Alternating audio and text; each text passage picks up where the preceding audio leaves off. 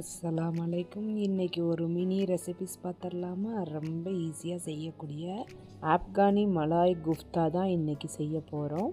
அதுக்கு கொஞ்சம் கீமா எடுத்துக்கலாம். நான் ஒரு 1/4 kg அளவுக்கு கீமா எடுத்திருக்கேன். மட்டன் அரைச்ச கறி எடுத்திருக்கேன். அப்புறமா ஒரு 2 வெங்காயம், ஒரு கைக்குத்த அளவுக்கு கொத்தமல்லி இலை, காரத்துக்கு ஏற்ப மிளகாய், கொஞ்சம் பெப்பரு, ஒரு சின்ன துண்டு இஞ்சி, அப்புறம் பூண்டு, பட்டை, ஏலக்காய், கொஞ்சம் கிராம்பு இதெல்லாம் சேர்த்துக்கலாம். அப்புறமா முழு மிளகும் கொஞ்சமாக காரத்துக்கு ஏற்ப சேர்த்துக்கங்க. ஒரு கைக்குத்த அளவுக்கு பொட்டுக்கடலையும் சேர்த்துக்கலாம். இது கைமாவை நான் அரைச்சே தான் வச்சுருக்கேன். இதில் அந்த மசாலாவை சேர்த்து நல்லா கையை வச்சு நல்லா பிசைஞ்சி எடுத்துக்கலாம். அதை அப்படியே ஒரு சைடில் வச்சுட்டு கொஞ்சமாக ஒரு 2 வெங்காயத்தை நீளமாக கட் பண்ணி கொஞ்சம் எண்ணெய் ஊற்றி அதையும் வதக்கிக்கலாம். காரத்துக்கு ஏற்ப மிளகாயும் கேஷ்யூ நட்டும் சேர்த்துக்கலாம். ஒரு கைக்குத்த அளவுக்கு கொத்தமல்லி இலையும் சேர்த்து நல்லா சாஃப்டாக வதக்கி எடுத்துக்கலாம். இப்போ நம்ம அரைச்சி வச்சுருந்த அந்த கறி இருந்துச்சுல்ல, மசாலாவும் கறியும், அதை சின்ன சின்ன பால்ஸாக எடுத்து ஒரு கடாயில் எண்ணெய் ஊற்றிருக்கேன். அதில் போட்டு லைட்டாக ரோஸ்ட் பண்ணி எடுத்துக்கலாம்.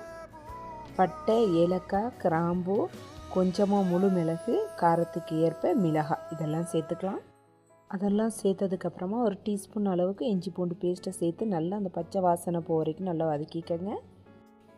அப்புறமா நம்ம வெங்காயம், மிளகாய், கொத்தமல்லி இலை இதெல்லாம் வதக்கணுமில்ல, கேஷ்யூ நட்டு அதை பேஸ்டாக்கி எடுத்து வச்சுருக்கோம். அந்த பேஸ்ட்டை இதில் ஊற்றி நல்லா கிளறி விட்டுக்கலாம். இது என்னென்ன நல்லா எண்ணெய் கக்கி வரணும். அதுக்கப்புறம் தான் அடுத்த இன்க்ரீடியன்ஸு சேர்க்கணும்.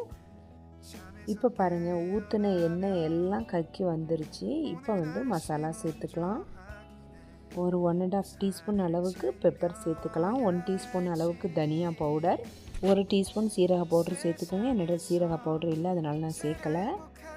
மசாலாலாம் சேர்த்து நல்லா கிளறி விட்டுக்கலாம். திருப்பியும் நல்லா எண்ணெய் கக்கிட்டு வருது பாருங்கள். இதே மாதிரி தான் ஒவ்வொரு ஸ்டெப்லேயும் எண்ணெய் கக்கணும். இப்போ கொஞ்சமாக தயிர் சேர்த்துக்கலாம். 1 கப் அளவுக்கு தயிர் சேர்த்து நல்லா கிளறி திருப்பியும் எண்ணெய் கக்கிறதுக்கு விட்டுருங்க. ஒரு 5 to 10 மினிட்ஸ் ஆகும். இப்போ பாருங்கள், தயிரை ஊற்றின பிறகும் நல்லா அந்த எண்ணெயெல்லாம் கக்கிருச்சு. இந்த ஸ்டேஜில் தேவைக்கு ஏற்ப உப்பு சேர்த்துக்கோங்க. இப்போ தயிரை ஊற்றினதுக்கப்புறமும் நல்லா எண்ணெய் கக்கின பிறகும் நம்ம வரட்டி வச்சுருக்க அந்த கீமா குஃப்தாவை இதில் சேர்த்துடலாம். சேர்த்து நல்லா கிளறி விட்டுக்கலாம். இப்போ ஒரு 10 நிமிஷம் கழிச்சதுக்கு அப்புறமா நம்ம அந்த மிக்ஸி ஜாரில் கொஞ்சமாக தண்ணியை ஊற்றி அதையும் இதெல்லாம் ஊற்றி நல்லா கிளறி விட்டுக்கலாம். ஒரு 2 மிளகாய் சேர்த்துக்கங்க. கஸ்தூரி மேத்தியை க்ரஷ் பண்ணி சேர்த்துக்கங்க. லாஸ்ட்டில் கொஞ்சமாக கரம் மசாலா போட்டுக்கலாம். ஃபைனலாக கொஞ்சமாக ஃப்ரெஷ் க்ரீம் ஊற்றிக்கலாம். இப்போ நம்மளோட சூப்பரான மலாய் குஃப்தா ரெடி.